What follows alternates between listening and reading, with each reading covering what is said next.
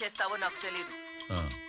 అక్కడ మన ఎమ్మెల్యేలందరూ సేఫ్ గా ఉండాలి. మేడం, దుర్గా లాంటి వాళ్ళు 10 మంది జైలు నుంచి బయటకు వచ్చినా మన ఎమ్మెల్యేలు ఎక్కడ ఉన్నారో తెలుసుకోవడం చాలా కష్టం.